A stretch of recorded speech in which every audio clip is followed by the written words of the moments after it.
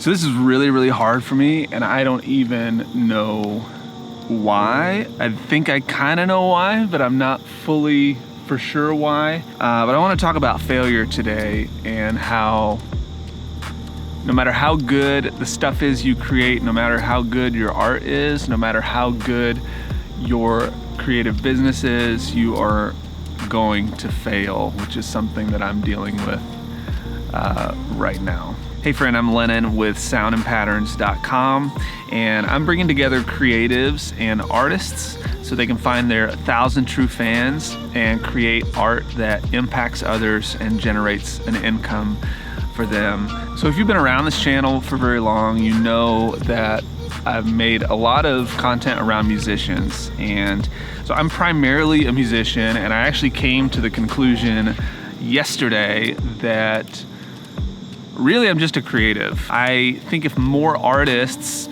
and musicians, like visual artists and musicians and cinematographers, thought of themselves as creatives, they could actually do more with their business, and that's kind of where this failure that I'm dealing with comes into play.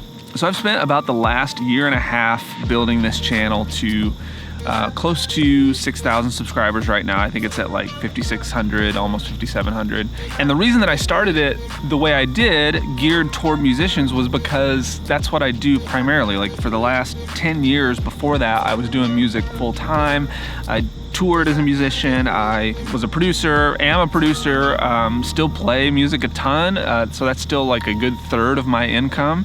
And I think what happened is that as I started exploring teaching these things and digging into these things, more just creative people started coming to me and asking for advice on how to clarify their message and put things like that together. And it makes me judge myself a lot and deal with a lot of internal conflict because I want everything to be perfect because I tell people and nitpick other people's content. And all of this has kind of gotten to me and put me in this place of fear because I realized that no longer do I want to make content just for musicians. And I was actually advised that I don't need to make a video like this, but my gut tells me that I do because this feels like a great big failure to me. I spent a year and a half doing something that is now going to change. And that's just really hard to think about because in a lot of ways I feel like I'm starting over even though I'm not. So all this kind of got me reflecting on some really big life failures that I've had and how they turned into learning experiences. And I want to kind of tell a couple of those stories real quick because I think you might find them interesting.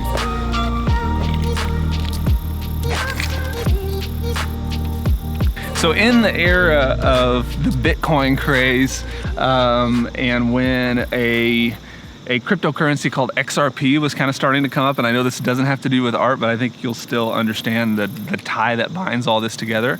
This XRP was starting to do pretty well, and so I thought, okay, I have some spare money. I'm gonna go ahead and invest into this and see what happens. And so when I invested, it was about, I probably got in at about like 40 some cents per share. At its peak, it went up to like $3 and change. So there was a point where it was up high enough that I had made around $30,000 in a matter of a couple of days. And what happened was that I got greedy and I thought, okay, it's gonna stay, it's even gonna go higher. And so I didn't pull any money out.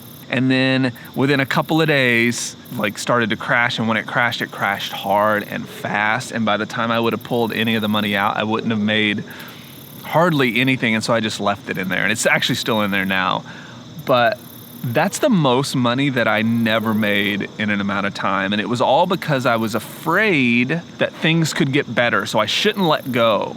Like I was fearing that I was gonna miss out on something if I didn't let go and just take what I needed to take at that very moment. That's sort of what this feels like right now, where I'm grabbing a hold of something and I'm saying, you know, I've invested this much time into this thing, and now I'm gonna grab a hold of the thing that I need right now, which is, you know, some semblance of an audience that's here, a community that's building, and I'll have a link for that in the description below. That story kind of ties with that, where I just had to grab the thing that I want and then go after it as much as I can now while it still counts. So here's why I think it's so hard for me to share this stuff, is because I don't want to let you down.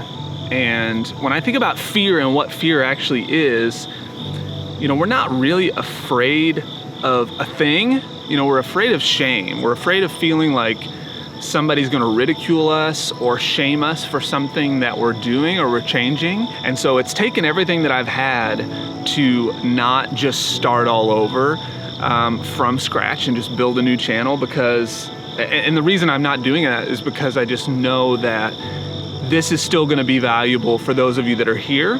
And here's what I know, that if you're building something, if you're building a business around things that you make, that you create, you will fail. If you're doing it right, you will fail. You will feel like a failure at some point, and that's perfectly okay. And I'm telling you that while I'm also telling myself that. As a creative, as a guy that makes a third of his living playing music, and another third of his living teaching and doing production, and another third helping creators understand and rebrand their message, I'm living the lifestyle of a creative. It's what I do. For me to not take you along on this journey and sort of document it, I feel like if I was just doing 5-point videos on things and told you why it was important without telling you how I was doing it or why it was affecting or how it was affecting me, and not showing my mistakes, I'd be like every other person doing tutorials on the internet. And that honestly drives me insane. And I feel like in some ways that's what I've been doing. I've been afraid to be vulnerable. I've been afraid to show